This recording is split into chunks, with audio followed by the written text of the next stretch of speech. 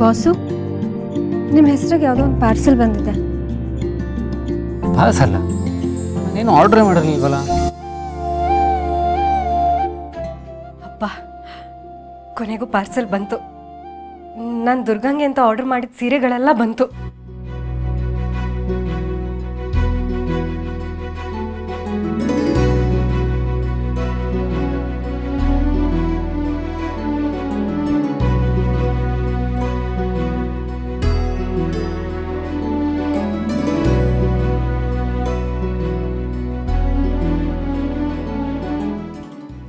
Durga,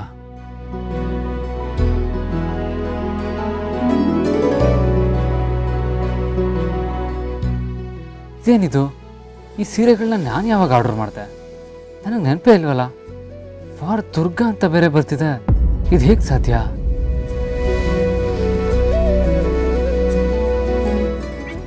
boss, ಇದೆಲ್ಲ ನೀವೇ ತರಿಸಿದ್ದ ನನ್ಗ? ಹಾಂ, ಹೌದು ದುರ್ಗಾ, ಇದನ್ನೆಲ್ಲ ನಾನೇ ಆರ್ಡರ್ ಮಾಡಿದ್ದು. ಅದು ನಿನಗೆ ಸ್ವಲ್ಪ ಸರ್ಪ್ರೈಸ್ ಕೊಡೋಣ ಅಂತ ಆರ್ಡರ್ ಮಾಡಿದೆ. ನೆನ್ನೆ ಅತ್ತೆ ಹಂಗೆಲ್ಲ ಬೈದಿದ್ರಲ್ಲ, ನನಗೂ ಬೇಜಾರಾಗಿತ್ತು. ನಿನಗೆ ಖುಷಿ ಪಡಿಸೋಣ ಅಂತ ಇದನ್ನೆಲ್ಲ ತರಿಸ್ದೆ. ಚೆನ್ನಾಗಿದೆಯಾ? ಇಷ್ಟ ಆಯ್ತಾ? ತರಿಸಿರೋದು ನಾನು, ಕ್ರೆಡಿಟ್ ತಗೋತಿರೋದು ಇವರು. ತುಂಬ ಚೆನ್ನಾಗಿದೆ ಬಾಸು. ಆದರೆ ಇದೆಲ್ಲ ಯಾಕೆ? ನೆಲ ಒರೆಸೋದಕ್ಕೆ.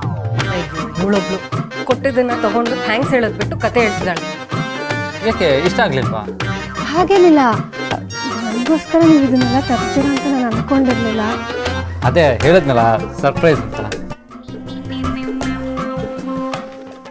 ವಾಹ್, ಮಜ್ನು ಆರ್ಡರ್ ಮಾಡಿದಾನೆ. ಲೈಲಾ ಖುಷಿ ಆಗಿದ್ದಾಳೆ. Full love story. ಆದ್ರೆ ಇದಕ್ಕೆ ಟ್ವಿಸ್ಟ್ ಇರೋದು ನನ್ನ ಎಂಟ್ರಿಯಿಂದ. ಏನಾಗುತ್ತೋ ದೇವ್ರೆ. ನೋಡು ಎಲ್ಲ ನೋಡು. ಹಾ,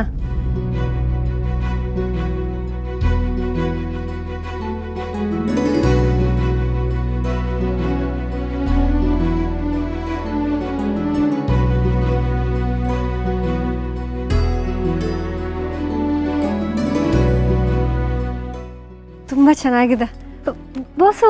ಇದು ಚೆನ್ನಾಗಿದೆ. ಎಲ್ಲ ಸೀರೆನೂ ತುಂಬ ಚೆನ್ನಾಗಿದೆ. ಇದು ಕೊನೆಯಲ್ಲಿ ಒಂದಿದೆಯಲ್ಲ, ಅದನ್ನ ನೋಡು, ಅದು ಇನ್ನೂ ಸೂಪರ್ ಆಗಿದೆ. ಹಾ, ಇಷ್ಟೊಂದು ಯಾವಾಗ ಆರ್ಡರ್ ಮಾಡ್ತೇನೆ ನಾನು? ಅದು ಇವಳಿಗೆ ಇಷ್ಟ ಆಗೋ ಸೀರೆಗಳನ್ನ ಸೆಲೆಕ್ಟ್ ಮಾಡಿದ್ದೀನಿ. ಹೇಗೆ ಬಂತು ಇದೆಲ್ಲ? ಅಲ್ಲ, ನಾನು ಆರ್ಡರ್ ಮಾಡಿದ್ದು ಇಷ್ಟೇ ಅಲ್ವಾ? ಇನ್ನೊಂದಿದೆಯಾ? ಅಬ್ಬಾ, ಬಚಾವ್. ಸಸ್ಪೆನ್ಸ್ ಮುಗೀತು. ನಾನು ಆರ್ಡರ್ ಮಾಡಿದ ಎಡವಟ್ ಐಟಮ್ ಬಂದಿಲ್ಲ ಅನ್ಸುತ್ತೆ.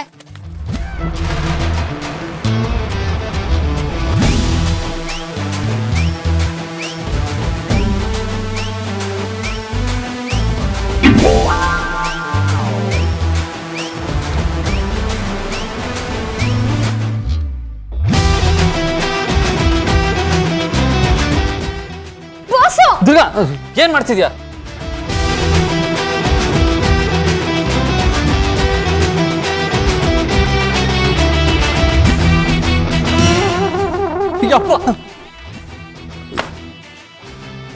ದುರ್ಗಾ, ಪ್ರಾಮಿಸ್ ಆಗ್ಲೂ ನಾನು ಇದನ್ನ ಆರ್ಡರ್ ಮಾಡಲಿಲ್ಲ. ಏನ್ ಬಾಸು ನೀವು ನನಗೆ ಅಂತ ಇಂಥ ಬಟ್ಟೆನೆಲ್ಲ ತರಿಸಿದ್ದೀರಾ? ಚಿಚಿ, ತುತು.